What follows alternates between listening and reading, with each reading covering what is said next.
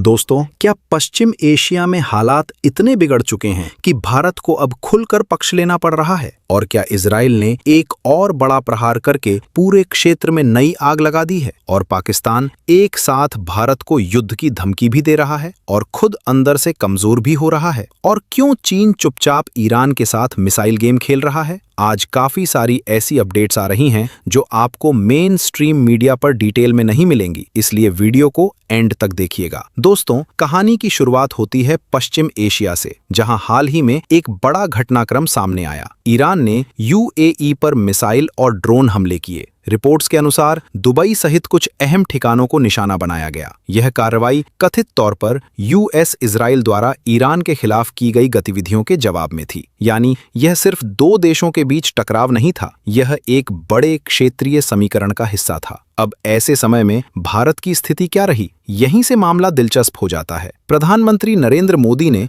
तुरंत इस हमले की कड़ी निंदा की। उन्होंने सीधे यूएई के राष्ट्रपति शेख मोहम्मद बिन जायद अल नहयान से फोन पर बात की। लेकिन ये केवल औपचारिक संवेदना नहीं थी। मोदी ने यूएई सरकार को वहां रह रहे भारतीय नागरिकों की सुरक्षा सुनिश्चित करने के लिए धन्यवाद भी दिया। और यह धन्यवाद यूं ही नहीं था। यूएई में 30 लाख से ज्यादा भारतीय रहते हैं। वहां की अर्थव्यवस्था, निर्माण क्षेत्र, सेवा क्षेत्र, हर जगह भारतीय समुदाय की मजबूत उपस्थिति है। इसलिए यूएई की स्थिरता भारत के लिए केवल कूटनीतिक मुद्दा नहीं, प्रत्यक्ष राष्ट्रीय हित का प्रश्न है। और भारत यूएई संबंध भी सिर्फ व्यापार तक सीमित नहीं है। एनर्जी सुरक्षा, डिफेंस कोऑपरेशन, I2U2 ग्रुपिंग और एक व्यापक स्ट्रेटेजिक पार्टनरशिप, यह रिश्ता बहुस्तरीय है। लेकिन तस्वीर का दूसरा हिस्सा भी है। भारत के ईरान के साथ भी महत्वपूर्ण संबंध हैं। चाबहार पोर्ट परियोजना, ऊर्जा आयात और क्षेत्रीय कनेक्टिविटी की रणनीति, ये सब भारत की दीर्घकालिक योजनाओं का हिस्सा हैं।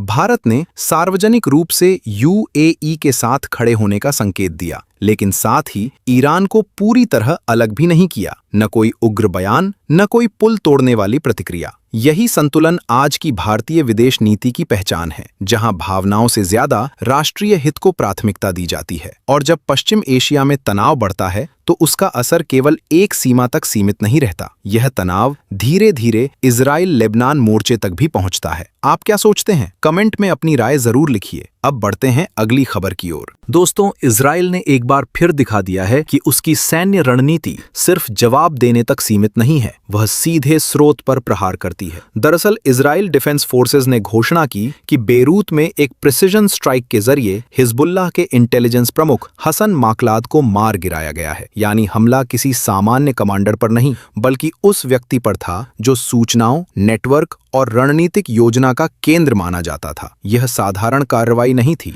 क्योंकि जब किसी संगठन के इंटेलिजेंस प्रमुख को निशाना बनाया जाता है तो इसका मतलब है उसकी सोच और योजना तंत्र पर हमला। हिजबुल्लाह, जिसे ईरान का खुला समर्थन प्राप्त है, काफी समय से इजराइल की उत्तरी सीमा पर दबाव बना रहा था। रॉकेट, ड्रोन और सीमा पार तनाव स्थिति पहले ही संवेदनशील थी। लेकिन इस बार इजराइल ने सीमा पर जवाब देने के बजाय सीधे नेतृत्व संरचना पर प्रहार किया है। यही इस कार्रवाई का असली संदेश है। यह सिर्फ टैक्टिकल जीत नहीं है, यह संकेत है हम सिर्फ आपके लड़ाकों को नहीं, आपके निर्णय लेने वालों को भी निशाना बना सकते हैं। लेकिन मध्य पूर्व की राजनीति में हर प्रिसिजन स्ट्राइक का जवाब आता है। हिजबुल्लाह पहले ही बदला लेने की चेतावनी दे चुका है। और जब इजराइल और ईरान समर्थित नेटवर्क आमने सामने आते हैं तो तनाव सिर्फ लेबनान या गाजा तक सीमित नहीं रहता, पूरा गल्फ क्षेत्र अस्थिर हो सकता है। अब यही अस्थिरता भारत के लिए महत्वपूर्ण हो जाती है, क्योंकि भारत की बड़ी ऊर्जा आपूर्ति इसी क्षेत्र से आती है। लाखों प्रवासी भारतीय यहाँ काम करते हैं और व्यापारिक मार्ग भी यहीं से गुजरते हैं। यानी अगर तनाव बढ़ता है तो उसका असर सीधे भारत की अर्थव्यवस्था और रणनीतिक संतुलन पर पड़ सकता है।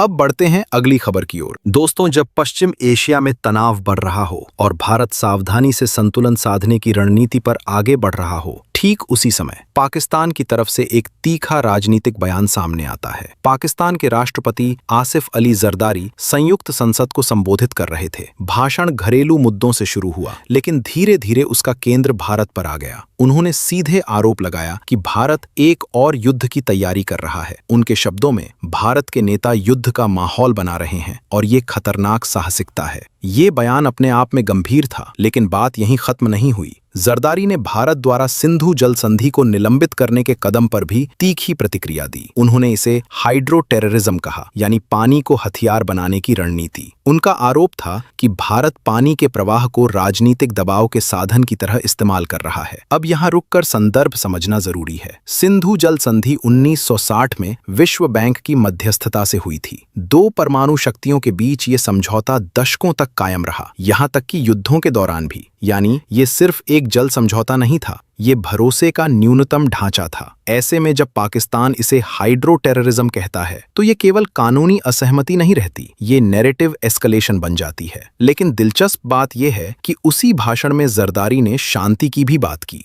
उन्होंने कहा कि बातचीत ही दक्षिण एशिया की स्थिरता का एकमात्र रास्ता है, यानी एक तरफ कड़ा आरोप, दूसरी तरफ संवाद की अपील। तो सवाल उठता है, ये वास्तविक चेतावनी है या घरेलू राजनीति के लिए मजबूत शब्दों का इस्तेमाल? क्योंकि जमीनी हकीकत ये भी है कि पाकिस्तान इस समय आर्थिक संकट, राजनीतिक अस्थिरता और सुरक्षा चुनौतियों से जूझ रहा है। भाषण के दौरान संसद के अंदर विपक्षी सदस्यों ने नारेबाजी की, इमरान खान की रिहाई की मांग उठी। मतलब अंदरूनी राजनीतिक विभाजन स्पष्ट दिखाई दे रहा था। और इतिहास बताता है, जब आंतरिक दबाव बढ़ता है तो बाहरी मुद्दे अक्सर अधिक आक्रामक तरीके से उठाए जाते हैं। भारत के लिए इसका संदेश क्या है? बयानबाजी पर प्रतिक्रिया देने से पहले ग्राउंड रियलिटी को देखना जरूरी है, और वही ग्राउंड रियलिटी अगले अपडेट में सामने आती है। अब बढ़ते हैं अगली खबर की ओर। दोस्तों, जब पाकिस्तान भारत पर आरोपों की बौछार कर रहा था, उसी समय उसकी अपनी पश्चिमी सीमा पर हालात तेजी से बिगड़ रहे थे। बयान पूर्व की ओर थे, लेकिन आग पश्चिम में जल रही थी। तहरीके तालिबान पाकिस्तान यानी टीटीपी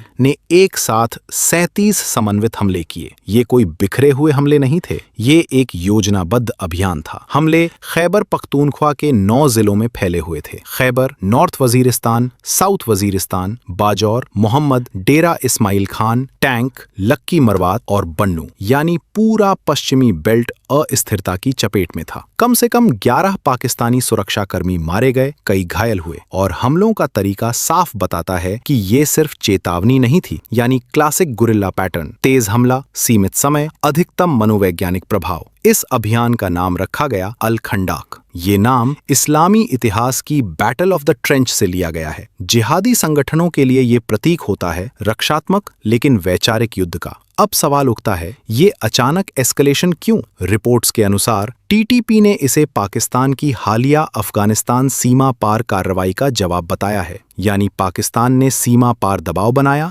और बदले में अपनी ही सीमा के भीतर जवाब मिला। अब पूरी तस्वीर देखिए। एक तरफ पाकिस्तान भारत पर युद्ध की तैयारी के आरोप लगा रहा है, दूसरी तरफ उसकी पश्चिमी सीमा पर एक संगठित बहुजिला आतंकी अभियान चल रहा है। ये सिर्फ सुरक्षा चुनौती नहीं है, ये दो फ्रंट दबाव है। और ये सब ऐसे समय में हो रहा है जब पाकिस्तान पहले से आर्थिक संकट में है। विदेशी मुद्रा भंडार सीमित, आईएमएफ की कठोर शर्तें लागू, वित्तीय गुंजाइश कम। अब अगर खैबर पख्तूनख्वा में हिंसा लगातार बढ़ती है तो सेना के संसाधन विभाजित होंगे, सुरक्षा बजट और दबाव में आएगा, आंतरिक स्थिरता और कमजोर होगी। ऐसे में भारत के लिए इसका क्या अर्थ है? सबसे पहले पाकिस्तान की बयानबाजी को व्यापक संदर्भ में देखना जरूरी है। दूसरा, पश्चिमी सीमा की अस्थिरता अक्सर रणनीतिक विचलन पैदा करती है। तीसरा, क्षेत्रीय अस्थिरता का असर सीमाओं से बाहर जाता है। इतिहास एक पैटर्न दिखाता है, जब किसी देश के भीतर अस्थिरता बढ़ती है तो वो या तो इनवर्ड कोलैप्स की ओर जाता है या आउटवर्ड डिस्ट्रैक्शन की ओर। इसलिए भारत के लिए प्रतिक्रिया नहीं, रणनीति जरूरी है। शांत रहना, सतर्क रहना और हर कदम सोच समझकर उठाना, क्योंकि असली शक्ति शोर में नहीं, संतुलन में होती है। अगर आपको लगता है कि ऐसा डिटेल्ड, कनेक्टेड और भारत केंद्रित विश्लेषण जरूरी है तो वीडियो को लाइक कीजिए, चैनल को सब्सक्राइब कीजिए, क्योंकि जियोपॉलिटिक्स बदल रही है और भारत उसका केंद्र बनता जा रहा है।